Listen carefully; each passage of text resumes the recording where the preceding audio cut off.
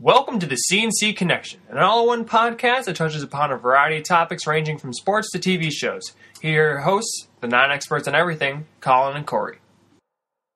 Welcome to the C&C Connection. Tonight it's just Joe and me, Corey Moquin. We're talking the Newsroom. It's episode 7 of season 1, May 1st, or 5-1. Joe, what did you think? I did not like this episode at all. I agree. It started off. It wasn't just me. No, I started off with the party, right? Yeah. They're having a party they're celebrating the first year of their new newsroom or whatever, and like everything is going on in this party. And the main thing that sticks out is that whole Maggie Jim thing when he's like, she told me she loves me, but I said I love her, and it's like it just went on and on. I was like, I don't care, you know. And like, why would she? She got all like serious, like she said she loved you, and you said, you know, and you don't really love her, then you need to tell her. It's like, why does she care? Never mind. Yeah, we don't care. Yeah, I know. It's so forced, you know, and it's predictable. Yeah, it was horrible, and the whole party itself was ridiculous. Yeah, they were sitting around playing a guitar, singing, "Hey." For one, it's like I'm gonna sound like a nerd for saying this, but there's no way anyone can play Guitar Hero blindfolded. Yeah, I know, that was stupid. Unless you memorize the thing, which is ridiculous in its own right. It's not that kind of a game. I think Aaron Sorkin's a little off on that. And they're singing that Jonathan Edwards song, "Sunshine," and like it sounds so fake. Like there's not them singing. If it is, then it's very processed. It's just I don't know. Everything seems so off with this episode. Yeah, and it was just I don't know. Just everything about it was horrible, and I thought the whole Bin Laden thing was just so corny, and I mean, because I remember it wasn't that long ago. I remember when that happened, and right. It was kind of freaky, and it was almost like the way I thought about it, like everyone kind of like no one forgot, but it was out of everyone's mind finally, and I was like, oh shit, yeah, we got him. Wow, okay, you know. Right. At least that's the way it was with me. I know it's probably a lot different than in New York City where they were like apparently living in the show. Yeah. Because they're affected by it so much more, but like at the same time, like, and I did like how Will made the same mistake I made last week. So. This is not just me by calling Obama or Osama Obama. Yeah, and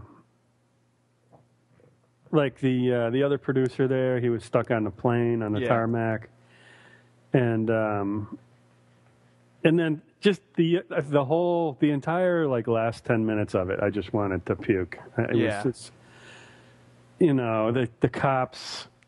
The pilots, and he goes, I'm the producer of so-and-so news, and I have the honor to tell you that we killed Bin Laden. You know, and it was just so corny. Yeah.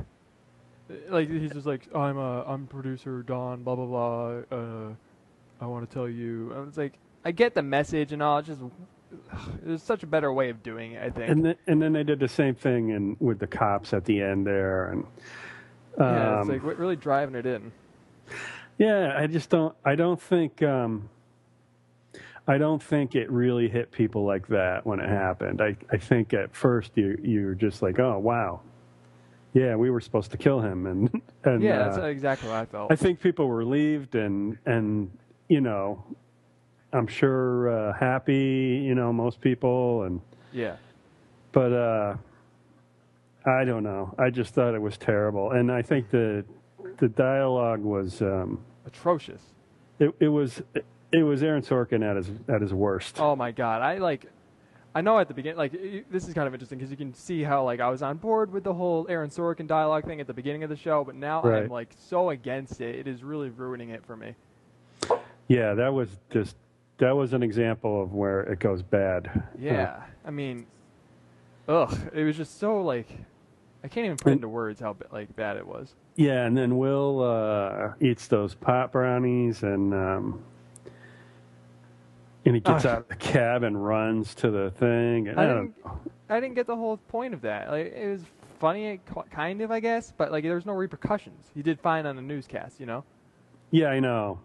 And I knew that's what was going to happen. That's how, like I've said before, a sign of a good show is when you can't predict what's going to happen. And yeah, the last half hour of that, I just kind of knew what was going on. I knew that when he got on the air, he was going to be perfect. Yeah. No, yeah, definitely. And it was just terrible. And there was a lot of that. A lot of the stuff about the relationships with. There's a lot of Jim and Maggie throughout this episode. Yeah. And then she's like, "Well, you're, what's the girlfriend's name? I can't think of her name. It's like Lisa or something." And she's like, "Oh, you guys are just crazy about each other and blah blah blah." It's just like, oh my god. Yeah. You're really just like driving it home, aren't you? You know. So it was so forced and. Yeah. So and everything those two said to each other. The guy, I can't remember the guy's name. Don. Yeah. The producer's name is John. Or right. Don. The other guy is Jim. She set up with the Jim. So when they finally talked about it and they broke up, I mean, that whole dialogue there was so bad. Yeah. People never talk to each other like that. And that's just what I can't stand about Aaron Sorkin. And yeah, it's just like, I can understand, like I'm going to go back to it, like the way he did it with Social Network, where only he, like the one main character, Mark Zuckerberg, talk like that. Because it made him into an interesting character, like he's like above everybody else. But in this show, everybody talks like that. And it's just so much, you know? It's like a bunch of fucking... It's as if... You know, every sentence that comes out of your mouth, you've had like 3 weeks to write it, to make sure it's going to be perfect when it comes out. You know, everyone knows exactly what to say. Like the comebacks are so quick and clever. It's like no, not everyone's like a genius comedian. You know? No, it was terrible. It was if the first episode was like that, I wouldn't have watched this show. Yeah, I felt the same way going in. I was like even though I wasn't even really in the mood to watch a show at the moment, but I knew I wanted to watch and get it out there, so get our podcast out there and stuff. Right. So I watched it and I was like, okay, maybe I'm at the party scene. I'm like, wow, this is really bad. Maybe I'm just not in the mood to watch a show. But like going even like later into the show, I'm just like, wow. Yeah. Yeah. And it was and if the next one's like that, I don't know if I'm going to keep watching it. Yeah. I actually did watch like the next up, and like I guess they're gonna do the Casey Anthony. Yeah, that's what it looks like. Yeah, and like I don't know, I looked like from what they were showing, it looked kind of decent with the whole him dealing with the upper board members and stuff. But yeah, I guess they're gonna decide not to cover it, and that's gonna go against the higher ups, and that the ratings are gonna go down. What was Casey Anthony? Wasn't that back in like last winter?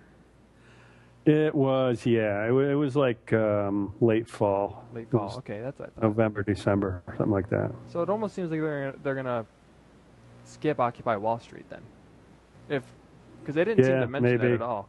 I figured that'd be like one of the main news things. Like I really don't know what they're gonna do when they catch up, which seems like they're gonna do by the end of the season at the rate they're going. Right. Yeah.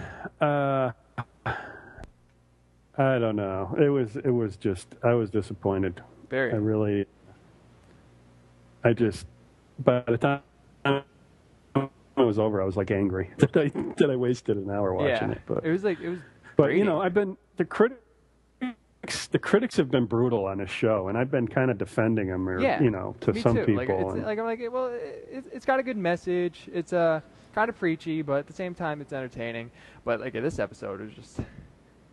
Yeah, as a woman I work with who I was telling her about it, and she goes, "Well, I was going to watch that, but I read that it's just horrible." Like, so it's not. It's not that bad. You know, it's pretty good.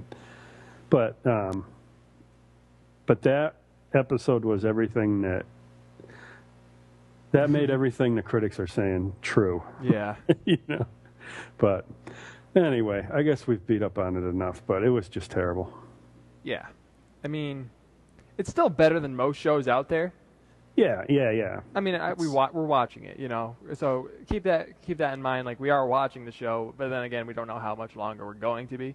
Right. Like, it really needs to make up for the last episode. It was like a West Wing episode. Yeah. I mean, I never watched that show, but I've heard the same thing that you're talking about. West Wing was just like that. It was just predictable and just sort of preachy, and every word out of everybody's mouth was rehearsed and perfect, Well, one thing I was thinking, like, after the show is just like, I mean, they're definitely not going to do it, but I think they almost need to fire Aaron Sorkin. Like, fuck, like him firing that writer staff. He needs to fire himself, or just change, like, change your style, because it's way too much. Yeah, I mean, he should get the writers back and try to give them a sense of what he wants, and let the writers help him out at least.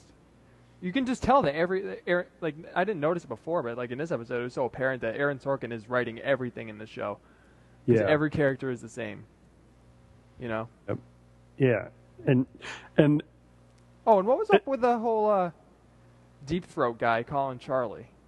I didn't get that. Oh. And they're like, there's another story that they got.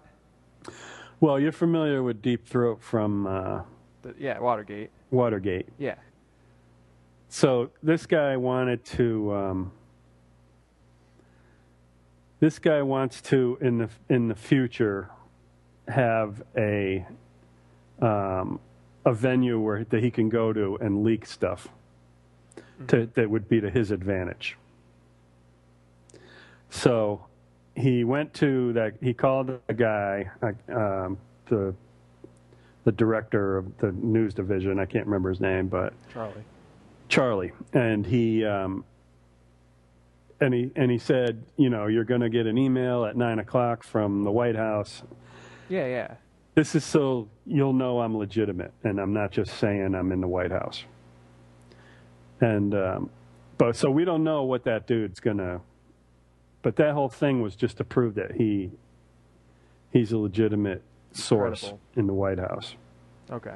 So I'm guessing at some future episode, that dude is going to be leaking information to them, but who knows? I mean, I don't know why they would set it up like that. It was weird. I didn't really know what to think of it.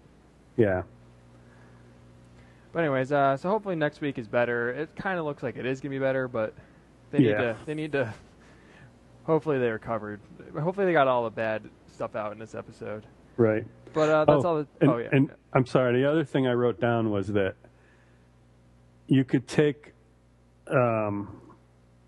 the words from any character, and they would make sense coming out of anybody else's mouth. You know what I mean? Yeah, that's what I'm saying. Like, all the characters are the same. You know? They're all the same person for the most part.